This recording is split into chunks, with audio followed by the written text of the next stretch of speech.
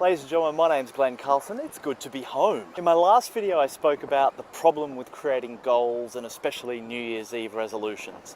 In this video, I want to talk about how to build a mission-based business and the 6 steps of playing a big game.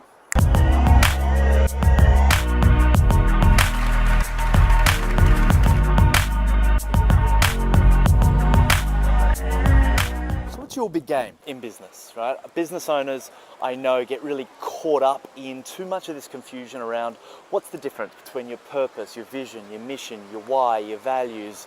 All this kind of kumbaya stuff starts accumulating, and look, it doesn't need to be that complicated. It doesn't need to be that woo-woo. I just keep it simple. When I'm thinking about it from my perspective, what's the game I want to play, especially win or lose over the next 3 to 5 years. And for me, the way I think about it, there are 6 non-negotiables. The first thing when it comes to playing a big game is it's got to be fun. You've got to love it, because there's going to be challenges like any game, like any sport.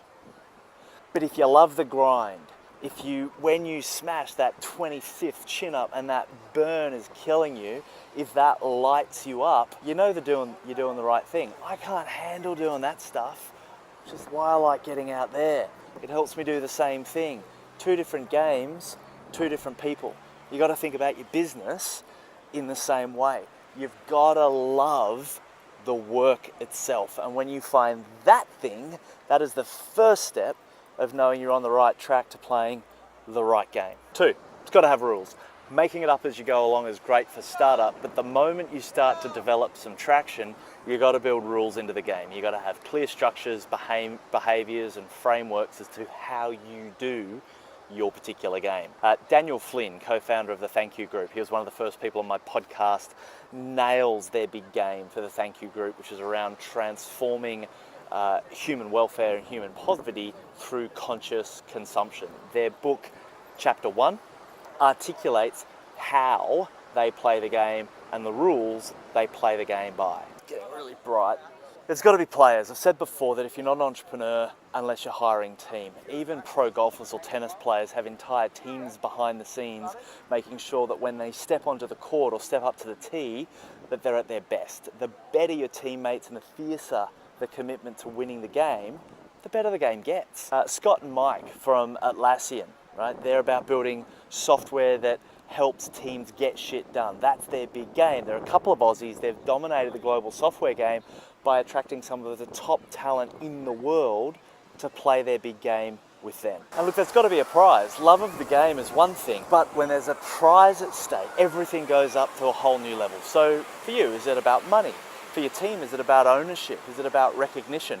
Or is it about something far bigger than any of those sort of financial things? Elon Musk's big game is all about creating a multi-planetary species.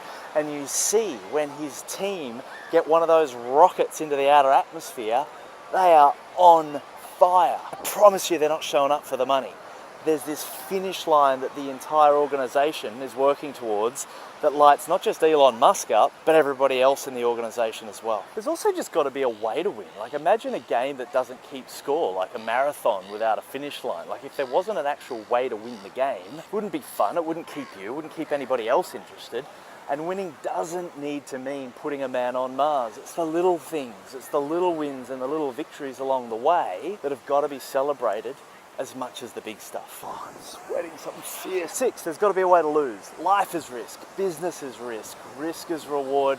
That's the game. I hear people tell me that they can't make bold moves because they're about to have kids. I have people tell me that the reason they're making bold moves is because they're about to have kids. Mate of mine, Ronsley, when I met Ronsley, his restaurant had collapsed. He was unemployed. He was in $500,000 worth of debt. He lied to me to get into one of our accelerators, sold his car to fund it. He's now one of Australia's most successful podcasters, millions of listeners around the world.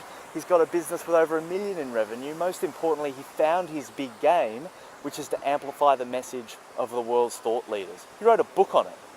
The difference was he was all in. He was so committed to getting the job done. What are you prepared to lose? What's on the line? It's that tension between the desire to win and this pain of losing that kind of like fires everything up, fires you up, fires your team up. I exist to help entrepreneurs and their team accelerate their businesses and solve more meaningful problems. Dent Global, my business, has scaled globally off the back of that big game, but we're not done. February, March at our one-day accelerators, they're open to the public. I'm revealing our next level. But here's my question to you. Win or lose, 2017 to 2020. What's the big game that you're here to play over the next 3 years? Hit me up in the comments. And as always, be brave, have fun, and go make a dent in the universe. YouTube, I love you. Thank you for tuning in. Hit me up in the comments and don't forget to subscribe. My name's Glenn Carlson. Over and out.